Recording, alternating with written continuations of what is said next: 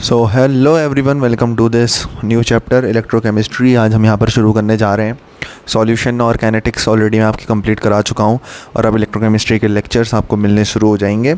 लेकिन उससे पहले मैंने कुछ लिख रखा है यहाँ पर, आप ही के लिए है, ठीक है। पढ़ने हम इलेक्ट्रोकेमिस्ट्री वाले हैं, जस्ट सिलेबस लिख रखा है यहाँ पर कि सिलेबस अपना क्या क्या है। तो देखो, फिज़िकल केमिस्ट्री की जहाँ तक बात है, it is the month of September जब मैं ये वीडियो आपको प्रोवाइड कर रहा हूँ। तो फिज़िकल केमिस्ट्री में अगर आप देखते हो तो we have already completed solutions. Solution वाला चैप्टर अपना कंप्लीटेड है, तो इसको एक काम करते हैं, हम कैंसिल करते जाते हैं। तो सॉल्यूशंस अपना कंप्लीटेड है।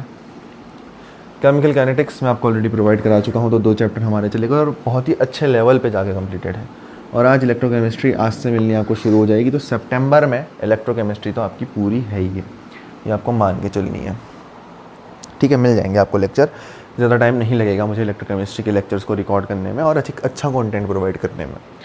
बात करते हैं ऑर्गेनिक की। ऑर्गेनिक में क्या है, halo alkane and hello arene. ये लगभग ये चैप्टर ऑलमोस्ट प्रिपेयर्ड है यार, ये ज़्यादा टाइम नहीं लेता है चैप्टर। अगर आपके ऑर्गेनिक केमिस्ट्री के बेसिक्स स्ट्रॉन्ग नहीं भी हैं, फिर भी मैं ये चैप्टर आपको जल्दी करा दूँगा। तो ये चैप्टर नहीं, ये सितंबर में ही मैं आपको ये चैप्टर कंप्लीट करा रहा हूँ, halo alkane and hello arene.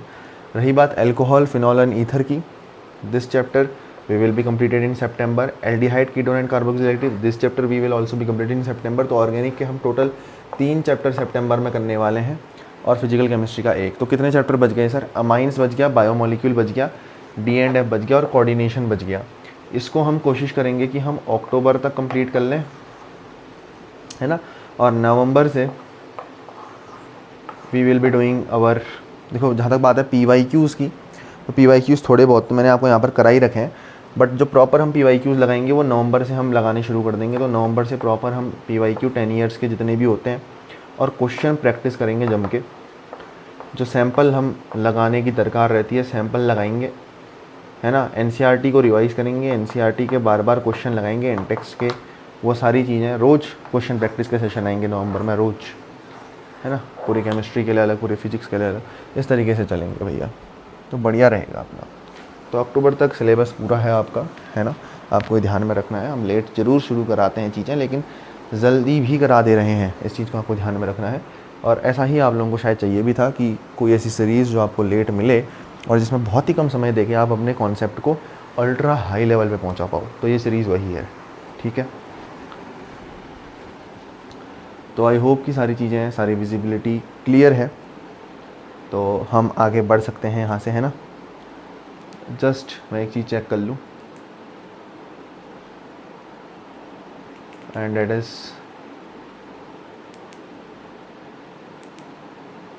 चलिए ये ठीक रख लाया। थोड़ा सा लाइटनिंग का इशू ना रहे, इसलिए थोड़ा सा यहाँ पर ध्यान रखना पड़ता है ना, उसी चीज़ की हम बात कर रहे थे। तो आज जो हम चैप्टर करने जा रहे हैं भाई, it is one of the most भयावक चैप्टर, ठीक है। मैं डस्टर ढूंढ रहा हूँ अपना। भयावक चैप्टर क्यों कह रहा हूँ भैया इसको, बहुत ही तगड़ा चैप्टर है। अगर आप यहाँ पर इसको कंप्लीट नहीं करते हो ना, ये प्रॉब्लम देगा आपको। तो अगर आपको ये वीडियो पहले ही मिल गई है, that is in this month of, कौन सा चल रहा है, सितंबर में ही मिल गई है, यहीं पर भाई इस चैप्टर को ख़त्म कर दो प्लीज़। इलेक्ट्रोकेमिस्ट्री को ख़त्म कर दो यहीं पे, ये चैप्टर नहीं आएगा बाद में समझ में, आई स्वेयर डैट, ये मेरी गारंटी है। बाद में ये चैप्टर डरा देता है, पहले से स्ट्रॉन्ग रखोगे तो कॉन्फिडेंस आएगा यार, इलेक्ट्रोकेमिस्ट्री तो खून में बस गई है अपने, तो कोई दिक्कत नहीं है ना। टाइम लगेगा और इस चैप्टर में, मैं इस चैप्टर को और लेक्चर्स की तरह 2-3 दिन में नहीं कराने वाला, क्योंकि ये बहुत ही इंपॉर्टेंट चैप्टर है। अमूमन 10 से 15 लेक्चर मान के चलो। सर 10 से 15 लेक्चर नहीं भाई, इतने लेक्चर तो मैं, आपको पता ही है, मैं कभी नहीं लेता हूँ। मुझे इसके कॉन्सेप्ट को क्लियर कराने में 5 से 6 मैक्सिमम 7 लेक्चर लगेंगे, जहाँ मैं आपको थ्योरी कराऊंगा। थ्योरी मैं इस चैप्टर की इतने में ही करा दूंगा, ठीक है। तो मेन लेक्चर आपके यही है, 5 से 7 जो थ्योरी वाले आने वाले हैं। बाकी लेक्चर्स में आपके क्या होंगे, क्वेश्चंस वगैरह, PYQs वगैरह, है ना, नीट जेई, बस 5 से 7 लेक्चर आएंगे। इनको आप प्रॉपरली कर लेते हो तो आपका बोर्ड के लिए तो उद्धार हो ही जाना है भाई, है ना, कोई बड़ी बात नहीं है। तो 5 से 7 लेक्चर यार मांगता है चैप्टर, है ना, बहुत इंपॉर्टेंट चैप्टर है। तो चलिए फिर शुरू करते हैं। आज का टॉपिक चैप्टर नंबर ये 3 है अपना फिज़िकल केमिस्ट्री का, और लास्ट चैप्टर भी है भाई, है ना। तो इसके बाद तो फिज़िकल से अपने को विदा लेनी है, तो ठीक है चलेगा, वो सारी चीज़ें चलते रहती हैं। इलेक्ट्रोकेमिस्ट्री ठीक है, बहुत बढ़िया। थोड़ा सा इसमें डिज़ाइन भी इनपुट कर देते हैं अपनी तरफ से। इस चैप्टर में बहुत ज़्यादा सजाने में मत लगे रहना। जो सजाने वाले चैप्टर होते हैं बता देता हूँ आपको, सजाओ, है ना, इनको दूल्हे राजा बनाओ। ये चैप्टर ऐसा है कि सजाने में लगे रहोगे तो टाइम निकल जाएगा और आप दूल्हे नहीं बन पाओगे। तो भैया बहुत ज़्यादा सजाने में मत लगे रहना। मैं बिल्कुल ही जल्दबाजी नहीं करूँगा इस चैप्टर में, इस चीज़ का ध्यान रखना।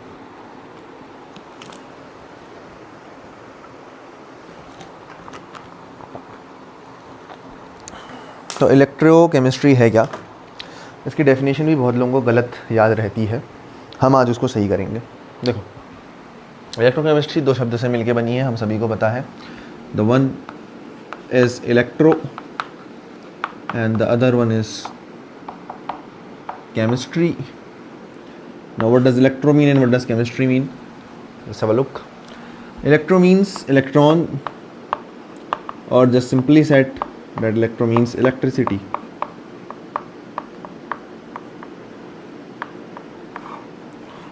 Chemistry just means chemicals. Chemistry is all about playing with chemicals. Chemical के साथ खेलना ही केमिस्ट्री है। और केमिस्ट्री का अगर मतलब केमिकल है तो इसका मतलब हम यहाँ पर किसकी बात कर रहे हैं? केमिकल्स की या केमिकल सब्सटेंसेस की बात कर रहे हैं कुल मिला के। तो अगर कोई इलेक्ट्रोकेमिस्ट्री की डेफिनेशन लिखना चाहे तो कैसे लिखेगा भैया? देखो ऐसे लिखेगा। सबसे पहली चीज़ तो ये चैप्टर आता है अंडर फिजिकल केमिस्ट्री। तो electrochemistry is a branch of physical chemistry, is a branch of physical chemistry. Electrochemistry is a branch of physical chemistry which deals with the, जो किसके साथ डील करता है? Electrical impacts of chemical substances. Electrochemistry physical chemistry की वो branch है जो chemical substances के इलेक्ट्रिकल इम्पैक्ट के साथ डील करता है। किसके इलेक्ट्रिकल इम्पैक्ट के साथ? केमिकल सब्सटेंसेस के। सर अगर हम ऐसा लिखते तो क्या सही होता कि इलेक्ट्रोकेमिस्ट्री वो ब्रांच है जो इलेक्ट्रिसिटी के केमिकल इम्पैक्ट पे डिपेंड करता है। देखो इलेक्ट्रोकेमिस्ट्री में 2 ही शब्द हैं। पहली चीज़ है इलेक्ट्रिसिटी और दूसरी चीज़ है केमिकल सब्सटेंसेस या केमिकल। अगर आप ऐसा लिखने की सोच रहे हो कि इलेक्ट्रोकेमिस्ट्री वो ब्रांच है जो इलेक्ट्रिसिटी के केमिकल इम्पैक्ट पे डिपेंड करता है या इसको एक्सप्लेन करता है, तो ये बिल्कुल ही गलत डेफिनेशन है। क्यों? You are studying this chapter in chemistry. आप केमिस्ट्री में इसको पढ़ रहे हो तो यहाँ पर हमें केमिकल के इम्पैक्ट के बारे में पढ़ना होता है कि केमिकल के इलेक्ट्रिकल इम्पैक्ट क्या होता है, ना कि इलेक्ट्रिसिटी के केमिकल इम्पैक्ट। तो what is right definition is electrical impact पढ़ने हैं किसके? केमिकल सब्सटेंसेस के, ना कि chemical impacts of electrical substance. इस चीज़ को ध्यान में रखना, इस डेफिनेशन को याद में रखना। अगर अभी चीज़ें कम समझ में आ रही हैं, 2-4 बार डेफिनेशन पढ़ोगे तो अपने आप समझने लग जाओगे। इस चीज़ को भी ध्यान में रखना, है ना। हर चीज़ बिना मेहनत के नहीं मिलती है, और ये चैप्टर उनमें से एक है जो शायद बिना मेहनत के और या सिर्फ आगे वाले की मेहनत के आपको मिल जाए, ऐसा नहीं हो सकता, है ना। तो थोड़ी सी मेहनत आपको यहाँ पर करनी पड़ेगी इस चैप्टर में। अदरवाइज़ मैं आपको बता देता है ईजी चैप्टर है, तो ऐसा कुछ नहीं है, ईजी चैप्टर नहीं है। यहाँ पर आपको क्या करना है? इलेक्ट्रिकल इम्पैक्ट्स पढ़ने हैं किसके? केमिकल सब्सटेंसेस के, ना कि केमिकल इम्पैक्ट्स पढ़ने हैं इलेक्ट्रिकल सब्सटेंसेस के। मतलब केमिकल सब्सटेंसेस के इम्पैक्ट के बारे में पढ़ना है कुल मिला के, इलेक्ट्रिकल के केमिकल इम्पैक्ट्स के बारे में नहीं पढ़ना। तो यहाँ पर लिख भी लो कहीं पर, केमिकल सब्सटेंस। केमिस्ट्री है तो क्या आना चाहिए? Chemical substance. केमिकल सब्सटेंस के इम्पैक्ट को पढ़ते हैं, के इम्पैक्ट, और कौन सा इम्पैक्ट, इलेक्ट्रिसिटी वाला इम्पैक्ट, तो उसको क्या कहेंगे, इलेक्ट्रिकल इम्पैक्ट को पढ़ते हैं। और ये इतनी बात से आपकी एक बड़ी सी डेफिनेशन और बड़ा सा कन्फ्यूज़न जो आगे चल के आपको हो सकता था वो नहीं होगा। जैसे वो लुक। तो आज it is lecture number 1, day number 1। 5 से 7 लेक्चर तो मैंने कह दिया भाई फ्लो में, but this chapter deserve really more, तो थोड़ी सी मेहनत हमें डे 1 से करनी पड़ेगी। ठीक है, just note it down.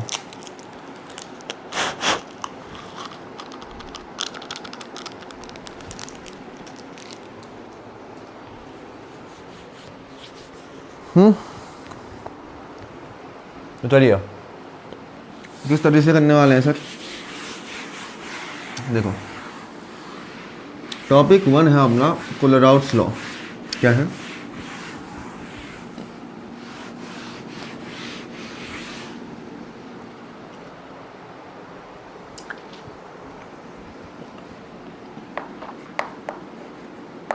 Topic number 1 जो है अपना वो है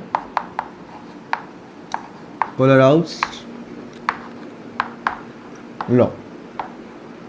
ये क्या होता है सर, पढ़ेंगे आगे। आई गेस वीडियो में क्लियर आ रहा है। यहाँ पर दिख रहा है क्या शाप,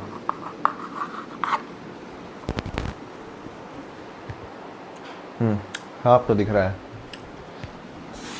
तो मैंने कहा टॉपिक 1 है कोलराउट्स लॉ। यहाँ तक ऐसे ही नहीं पहुँच पाओगे आप। टॉपिक 2 क्या है, टॉपिक 3 क्या है जान जाओगे। टोटल 10 टॉपिक कराऊंगा और चैप्टर ख़त्म। वो 10 टॉपिक में कैसे डिवाइड करूंगा, मैंने कहा 5 से 7 लेक्चर लगेंगे। तो day 1, day 2, day 3, day 4, day 5, day 6 मान के चलते हैं, 7 दिन भी नहीं मानते।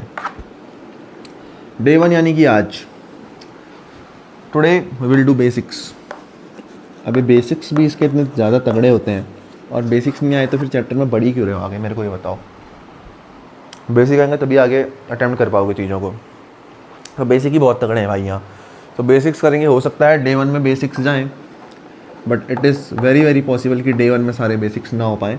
तो डे 2 हम शुरू करेंगे बेसिक्स के साथ। 2 दिन बेसिक्स में लगाएंगे और डे 2 में ही हमारी कोलराउट्स लॉ पूरी हो जाएगी।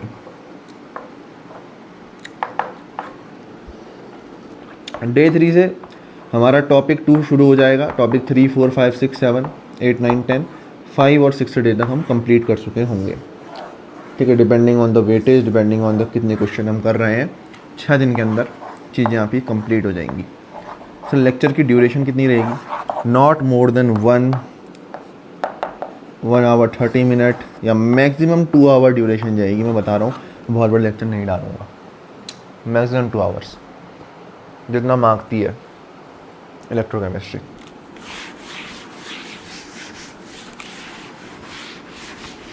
चलिए, लेकिन इस चैप्टर को इतने बेसिक्स उठा के इस लेवल पे पहुंचा दूंगा ना कि आपको सब समझ में आने लग जाएगा।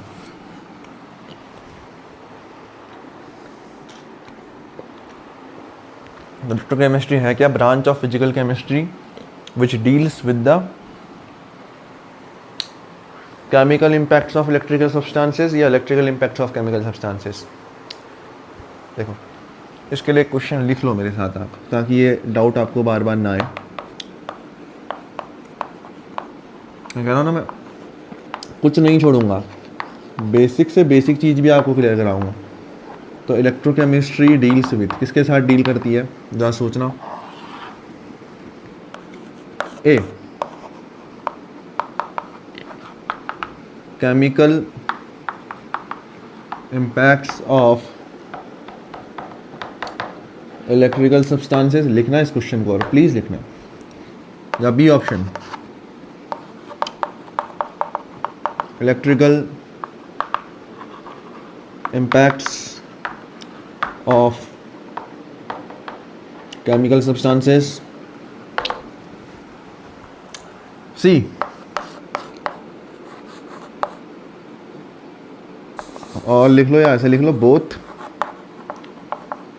ए एंड बी, और डी जो कि आजकल बहुत चल रहा है, NOTA, none of the above. बताओ इलेक्ट्रोकेमिस्ट्री में इम्पैक्ट किसका होना चाहिए? इलेक्ट्रिकल सब्सटेंसेस का होना चाहिए केमिकल में, या केमिकल सब्सटेंसेस का होना चाहिए इलेक्ट्रिकल इम्पैक्ट? तो केमिकल पढ़ने चाहिए ना सर, तो option B is the correct answer. यही आपको डेफिनेशन में भी लिखा है, चेक कर लो।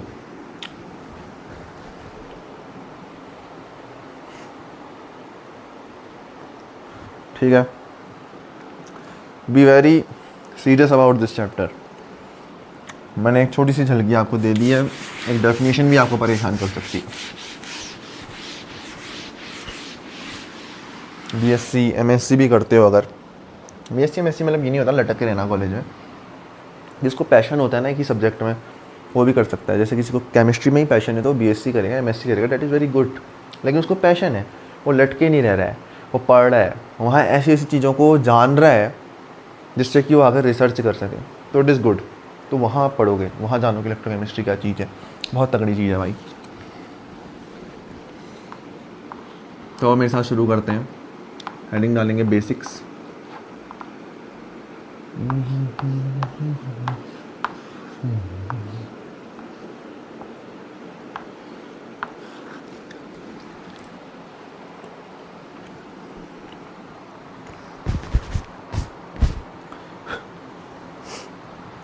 बेसिक्स में मेरे साथ लिखो पहले ओम्स लॉ।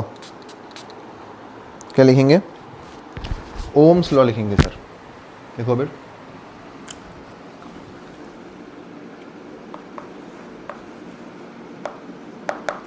ओम्स का लॉ, ओम्स लॉ क्या बोलता है? ये तो पढ़ के आए हो क्या? ओम्स लॉ नहीं पढ़ा क्या? कैसी बात कर रहे हो? क्या बोलता है? अगर एक्सटर्नल कंडीशन सेम रहती हैं, इफ द एक्सटर्नल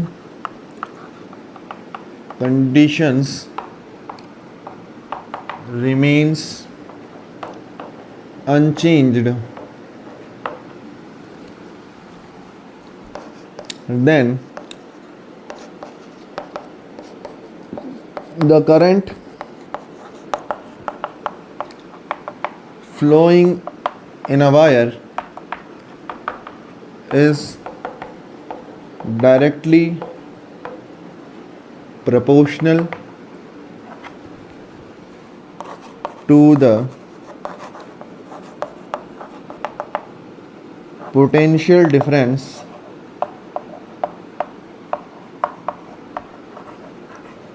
applied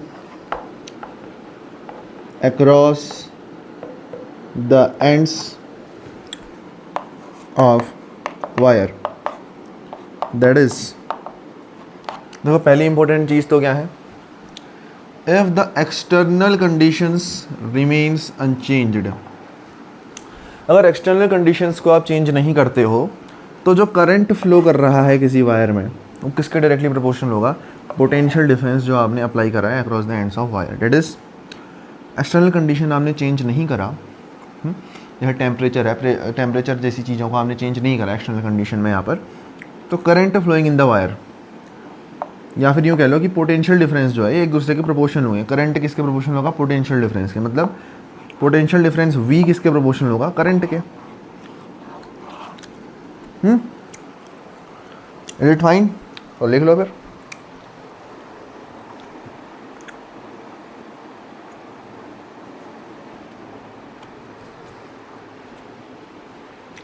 अब प्रोपोर्शनैलिटी का साइन हटाएंगे यहाँ से तो क्या निकल के आएगा? V इक्वल्स टू एक कांस्टेंट आएगा। यहाँ पर कांस्टेंट क्या होता है? R साथ में I। सर भैया R क्या निकल के आया? ये R क्या है? R है यहाँ पर एक कांस्टेंट कॉल्ड एज रेजिस्टेंस। इस R को ही हम क्या कहते हैं? रेजिस्टेंस के नाम से जानते हैं। देखो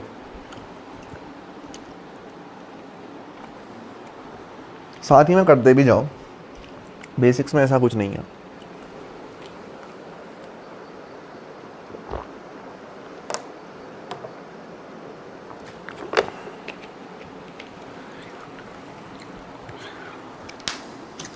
है ना, बहुत ज़्यादा टाइम वेस्ट भी नहीं करना है इसमें।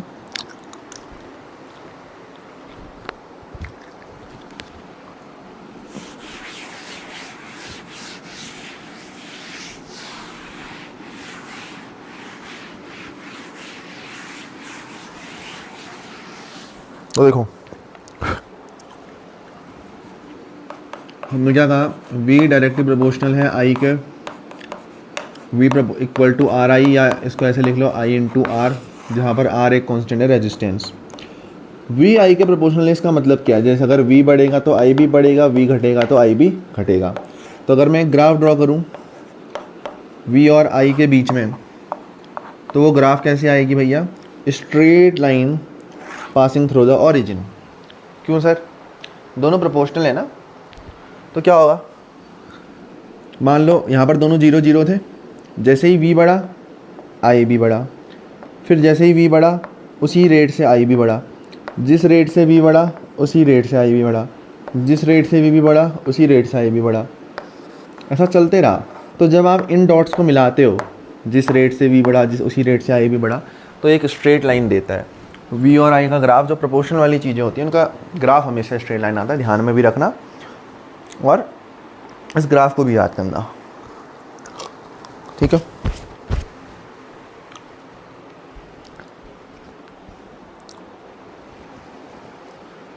चलिए फिर अब देखिए कुछ बेसिक्स और हैं। इस ओम्स लॉ ने हमको एक बेसिक दिया, रेजिस्टेंस। क्या दिया, रेजिस्टेंस। तो आपको यहाँ पर थोड़ा सा ध्यान रखना है, ये बात है भाईचारे की, तो इसको हम कहते हैं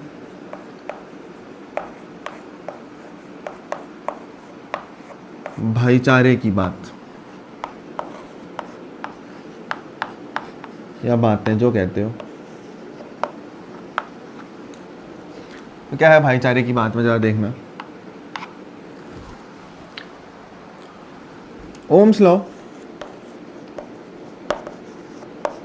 ने भाईचारा दिखाया और हमको एक कांस्टेंट दिया,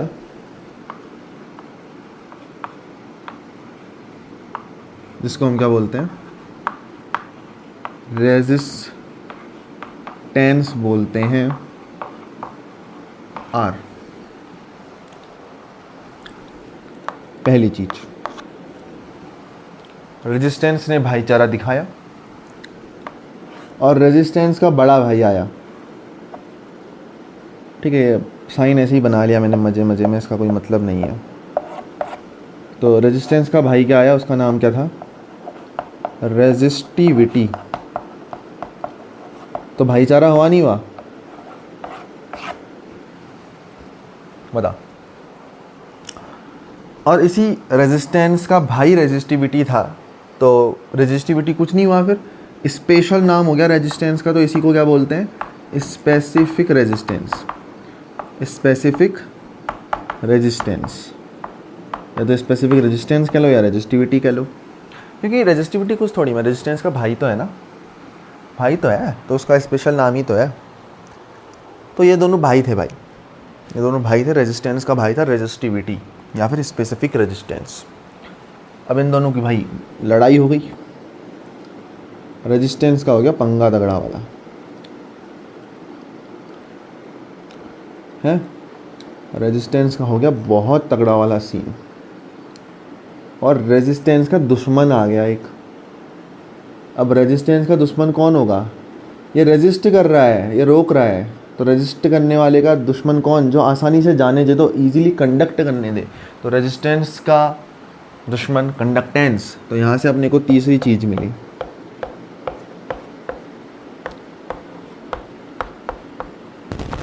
कंडक्टेंस।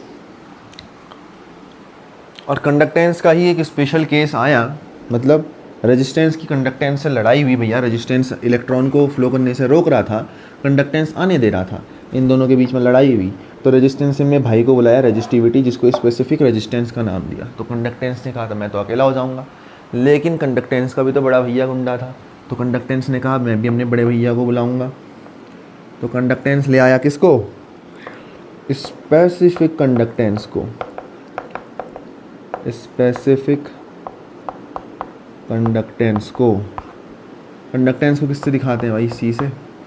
स्पेसिफिक कंडक्टेंस यहाँ से मिली चौथी चीज़, तो स्पेसिफिक कंडक्टेंस को क्या कह देंगे, कंडक्टिविटी, कप्पा के से दिखाते हैं। तो देखो रेजिस्टेंस का उल्टा कंडक्टेंस होता है, ठीक उसी प्रकार रेजिस्टिविटी का उल्टा कंडक्टिविटी होता है। समझ रहे हो भाईचारे को, समझ रहे हो नहीं समझ रहे हो तुम, पहले तो ये बताओ भाईचारा किसके बीच में है, रेजिस्टेंस, रेजिस्टिविटी, कंडक्टेंस, कंडक्टिविटी। तो रेजिस्टेंस और कंडक्टेंस दोनों छोटे भाई हैं जिनका झगड़ा हुआ था, तो ये दोनों आपस में क्या होंगे, अपोजिट होंगे, तो ये दोनों एक दूसरे के रेसिप्रोकल होते हैं। उसी प्रकार रेजिस्टिविटी और कंडक्टिविटी दोनों बड़े भाई हैं रेजिस्टेंस और कंडक्टेंस के, तो ये दोनों एक दूसरे के अपोजिट होंगे, है ना। तो इस तरीके से एक इस चीज़ को ध्यान में रखना, रेजिस्टेंस, रेजिस्टिविटी, कंडक्टेंस, कंडक्टिविटी क्या होता है अभी समझ जाओगे, उसमें कौन सी बड़ी बात है ना।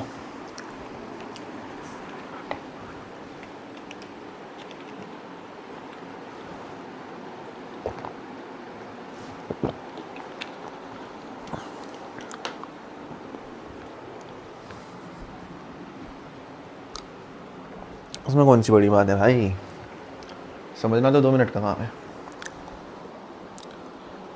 और फिर समझ लेते हैं।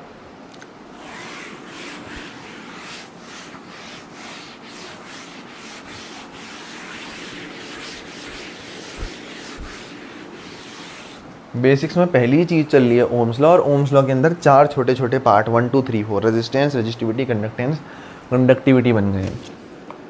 तो पहले पार्ट को समझते हैं, रेजिस्टेंस क्या होता है।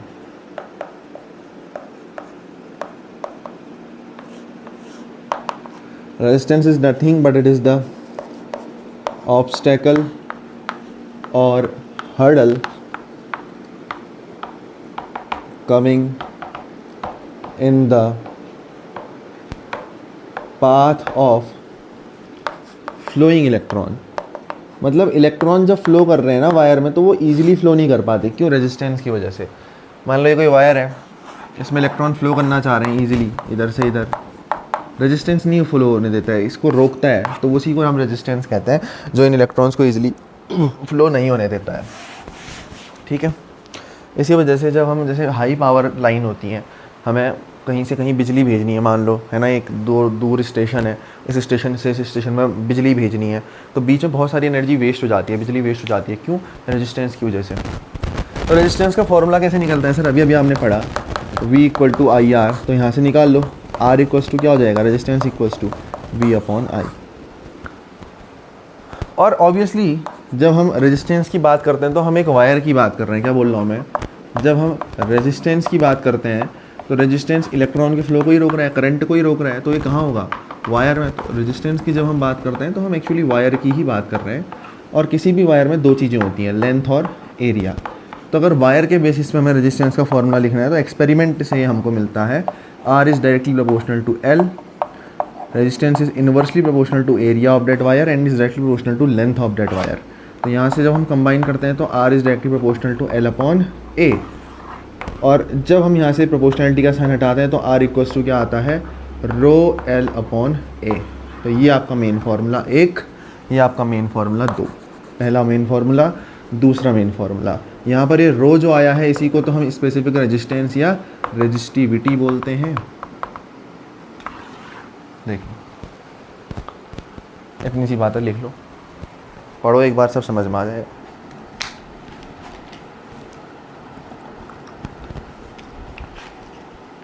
क्योंकि ये टॉपिक यहीं का नहीं है ना, यहाँ पढ़ोगे तो फिजिक्स में नहीं पढ़ना पड़ेगा, दैट इज़ वेरी सिंपल। एक जगह मज़े से स्किप करो इस टॉपिक को, बस किस सिंबल का यूज़ किया, जैसे सिग्मा, फिजिक्स में कंडक्टिविटी को सिग्मा से दिखा देते हैं, तो थोड़ा सा फ़र्क तो आता है, सिंबल्स का फ़र्क है, बस उसको ध्यान में रख लो, बाकी कॉन्सेप्ट थोड़ी में चेंज हो जाएंगे। तो रेजिस्टेंस हमने देख लिया क्या होता है। अच्छा सर, रेजिस्टेंस का भाई लाओ अब, इसको क्या बोलते हैं, रेजिस्टिविटी, रो, या फिर इसको क्या बोलते हैं, स्पेसिफिक रेजिस्टेंस।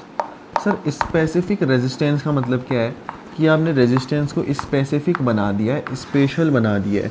रेजिस्टेंस स्पेशल कब होगा सर, रेजिस्टेंस को हमने स्पेसिफिक बना दिया, बहुत ज़्यादा स्पेशल बना दिया, इतना ज़्यादा स्पेशल कि मतलब क्या ही कहना है, स्पेशल बना दिया। तो स्पेशल कब बनती है ना रेजिस्टेंस, जब आप इसमें हर चीज़ को यूनिटी ले लेते हो। क्या कर लेते हो आप, हर चीज़ को क्या कंसिडर कर लोगे मेरे भाई, यूनिटी कंसिडर कर लोगे। आप हर चीज़ को यूनिटी कंसिडर कर लोगे। सर यूनिटी मतलब क्या है भैया? यूनिटी मतलब वो जो सबको यूनाइट करे, जो सबको यूनाइट करे, जो हर किसी के पास हो। यूनिटी मतलब वो जो सबको यूनाइट करे, ऐसी चीज़ होती है यूनिटी जो हर किसी के पास हो और सबका भाई एक, सबका मालिक एक। एक ऐसा अंक है जो हर किसी के पास होता है। फॉर एग्ज़ाम्पल आपने 2 लिखा, 2 इंटू 1 2 होता है। आपने x लिखा, x इंटू 1 x होता है। तो एक आप किसी के साथ भी जोड़ सकते हो। तो हमने रेजिस्टेंस को स्पेसिफिक रेजिस्टेंस, रेजिस्टिविटी को स्पेसिफिक रेजिस्टेंस इसलिए कहा क्योंकि यहाँ देख, ध्यान से देख, ये एक मेरा डब्बा था, ये एक मेरा क्यूब था, और क्यूब की एक ख़ास बात थी मेरे भाई, क्यूब की एक ख़ास बात थी कि इसकी ब्रेड्थ मैंने 1 सेंटीमीटर ली थी। सर इसमें क्या ख़ास बात है? अरे सुन तो सही, इसकी ब्रेड्थ मैंने 1 सेंटीमीटर ली थी, इसकी लेंथ मैंने 1 सेंटीमीटर ली थी, यहाँ तक कि इसकी हाइट भी मैंने 1 सेंटीमीटर ली थी। तो ये एक ऐसा क्यूब है, एक ऐसा क्यूब है जिसकी लेंथ, हाइट और ब्रेड्थ दोनों बराबर हैं 1 सेंटीमीटर के। तो जब आप किसी चीज़ का वॉल्यूम निकालते हो तो लेंथ, ब्रेड्थ और हाइट को मल्टीप्लाई करते हो, that will be 1 centimetre cube. इसका आंसर कितना आ जाएगा? 1 सेंटीमीटर क्यूब आ जाएगा। समझ रहे हो बात को? समझ रहे हो बात को? 1 सेंटीमीटर की लेंथ, 1 सेंटीमीटर की ब्रेड्थ, 1 सेंटीमीटर की हाइट, तो क्या बना? 1 cm into 1 cm into 1 cm, 1 ही होता है। Centimetre into centimetre into centimetre, centimetre का क्यूब बन गया। तो ये रेजिस्टेंस, रेजिस्टिविटी सॉरी, उस डब्बे की रेजिस्टेंस है ना? तो स्पेसिफिक रेजिस्टेंस या resistivity is the resistance is the resistance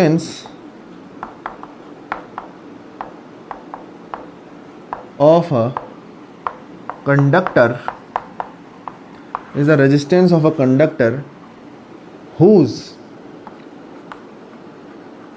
length, whose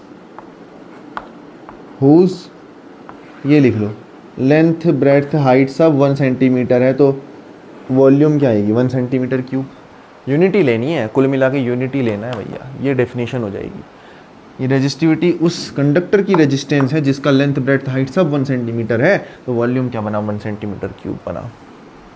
भाई दिमाग तुम्हारा ख़राब हो जाएगा, मैं कॉन्सेप्ट ही इतने तगड़े लाऊंगा इस चैप्टर में, इस चीज़ को ध्यान में रखना, इसलिए इतने तगड़े बेसिक करा रहा हूँ, वरना मुझे कोई शौक नहीं है इतने बेसिक कराने का इधर।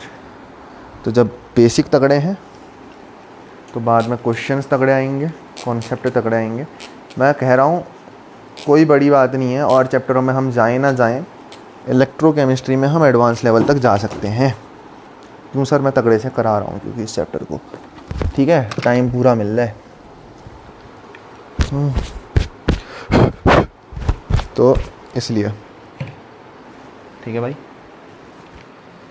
अलग तुझ में असर कुछ है, अलग तुझ में।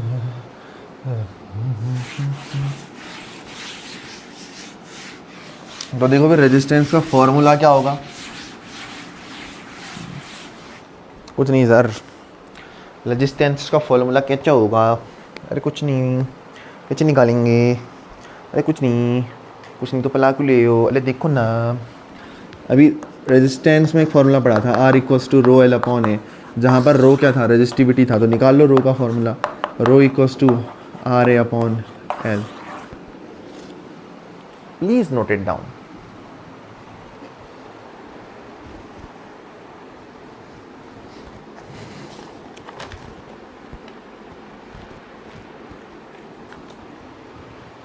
अब देखो मेरी बात को ध्यान से सुनना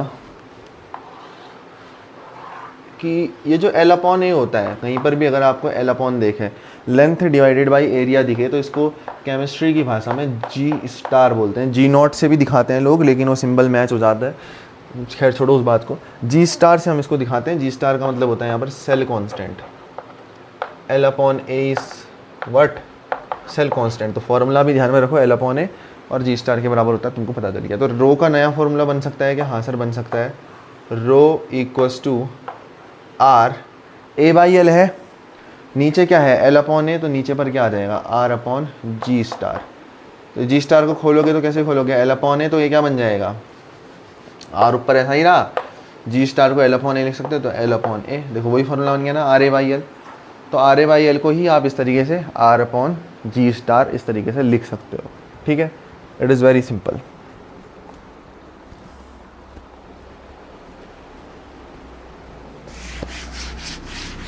तो रेजिस्टेंस हो गया भाई, रेजिस्टिविटी हो गया।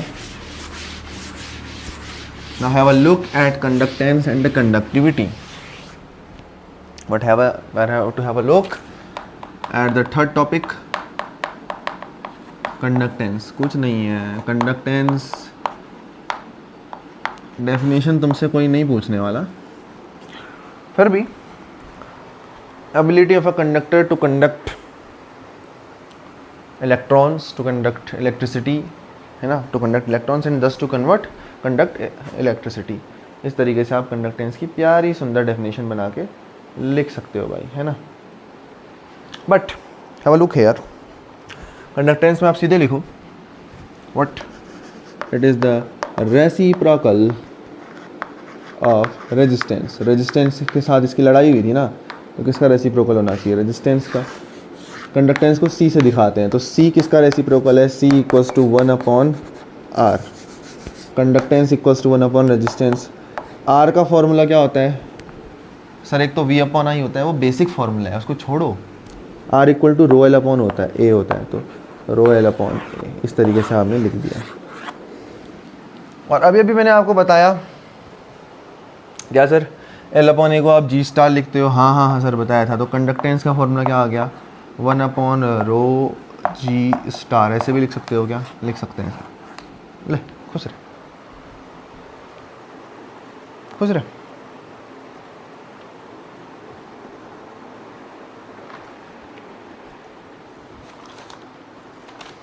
अच्छा ये वाला यूनिट के साथ खेलते हैं थोड़ा, यूनिट की बात करते हैं। रेजिस्टेंस की यूनिट क्या थी? रेजिस्टेंस की यूनिट होती है sir ohm, on the name of German physicist George Simon Ohm के नाम पे रेजिस्टेंस की यूनिट ओम रखी थी, ठीक है। अच्छा रेजिस्टिविटी की यूनिट क्या होगी फिर? रेजिस्टिविटी की कुछ नहीं सर, बहुत सिंपल है। रेजिस्टिविटी रो होती है R A by L. Resistance की ओम है, एरिया की मीटर स्क्वायर, लेंथ की मीटर, तो मीटर से मीटर स्क्वायर कटा तो क्या बना? Ohm metre. तो रेजिस्टिविटी की यूनिट क्या आई? ओम मीटर। लिख जल्दी लिख, पूरा लिख।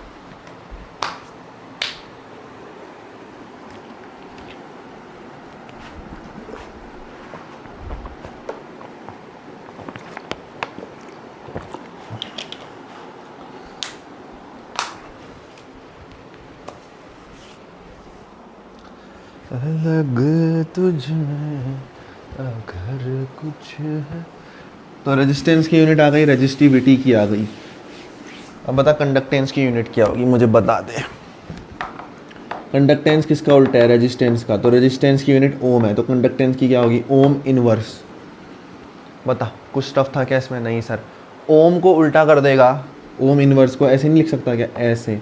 हाँ सर ऐसे भी तो लिख सकते हैं ओम को, ये मोह होता है, इसको क्या बोलते हैं? मोह। तो इसकी एक और यूनिट होती है मोह या एस, साइमन। साइमन भी इसकी यूनिट होती है। साइमन क्यों सर? अभी तो बताया जर्मन फिजिसिस्ट था जॉर्ज साइमन ओम। तो एक नाम ही तेरे को इतने सारे कॉन्सेप्ट बता के चले जा रहा है। ऐसे ही एम्पेयर, एंड्रे मैरी एम्पेयर के नाम पे पढ़ा है। तो अलग अलग नाम है भैया, अलग अलग साइंटिस्ट हैं, अलग अलग बंदे हैं।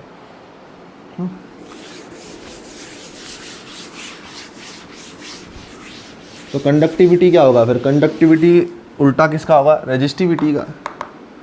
तो लिख फिर चौथा डाल के, कंडक्टिविटी, कप्पा से दिखाते हैं इसको के। लोगों को ये प्रोनाउंस करना ही नहीं आता, कप्पा ही बोलते हैं भाई। हाँ पहले भरोसा नहीं होता बट कर ले भरोसा।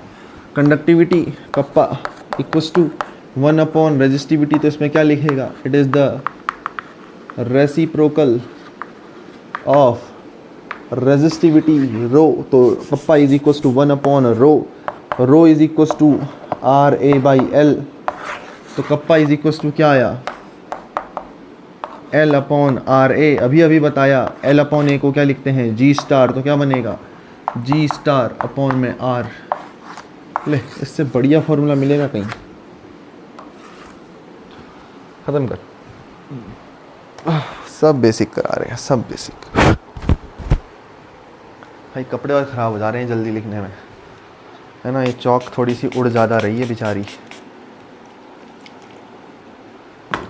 अलग तुझ में असर कुछ है।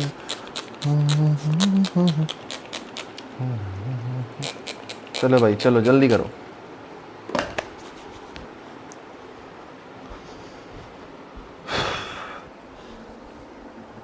दूसरा डस्टर ही ले लेते हैं।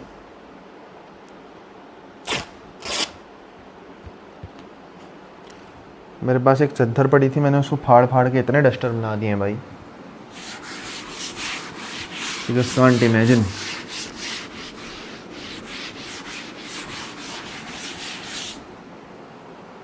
तो साफ भी नहीं कर पा रहा है।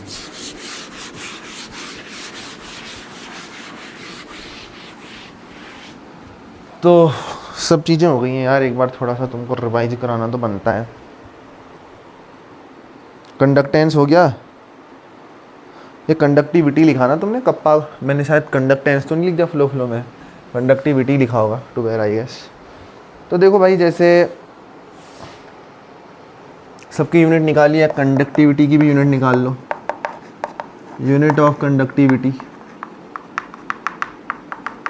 सर फॉर्मूला तो निकालो पहले। अरे अभी तो निकाल के बताया, कप्पा 1 अपॉन रेजिस्टिविटी के बराबर होता है। रेजिस्टिविटी क्या होती है, RA/L, L upon A G star होता है, तो G स्टार अपॉन R। देखो इसको पकड़ते हैं, रेजिस्टेंस की यूनिट क्या होती है, ओम, इसकी मीटर स्क्वायर, तो मीटर इनवर्स है ना, सॉरी मीटर की पावर 1।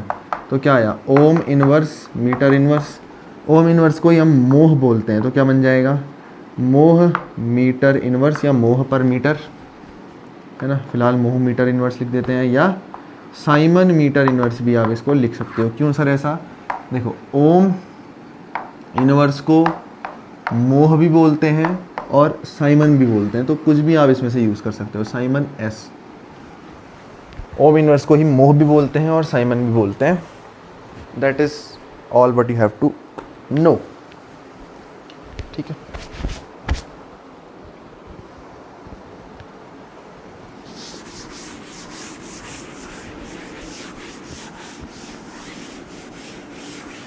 तो इसकी यूनिट भी हमने निकाल दी। अच्छा, जैसे कंडक्टिविटी की बात कर रहे हैं यार भैया, ज़रा सुन, है ना, कंडक्टिविटी की बात कर रहे हैं, तो जैसे रेजिस्टिविटी था तो स्पेसिफिक रेजिस्टेंस था, कंडक्टिविटी स्पेसिफिक कंडक्टेंस है। तो वो किसकी कंडक्टेंस होगी, एक ऐसे कंडक्टर की कंडक्टेंस होगी जिसका लेंथ, ब्रेड्थ और हाइट सब क्या हो, 1 हो, 1 सेंटीमीटर या 1 मीटर भी बोल सकता है। यूनिट ही आना चाहिए कुल मिला के, ठीक है।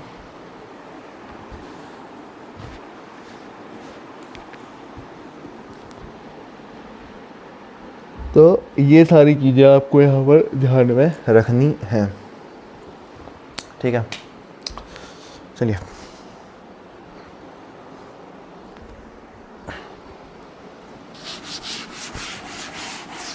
अब सुनना बातों को ध्यान से, ज़रा आराम से बाबू, थोड़ा प्यार से। देखो ये कोई तुमको सॉल्यूशन दिया, इसके अंदर 2 मैंने भर दिए इलेक्ट्रोलाइट। क्या भर दिए भाई, इलेक्ट्रोलाइट। सर एक तो ये भरा और एक ये भरा। देखो क्या था ना, एक का एरिया थोड़ा सा ज़्यादा था, एक का कम था, ठीक है। इन दोनों के बीच की डिस्टेंस को L मान लिया, तो L क्या है, it is the distance between electrodes. अच्छा, तुमको बेसिक डेफिनेशन नहीं पता होंगी, मैं बता देता हूँ, ज़रा देखो, ज़रा ध्यान से देखो।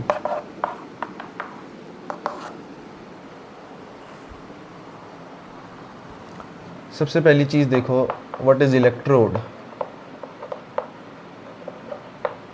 इलेक्ट्रोड्स ऐसी सरफेसेस होती हैं, ऐसी सरफेसेस होती हैं जहाँ पर ऑक्सीडेशन या फिर रिडक्शन होता है।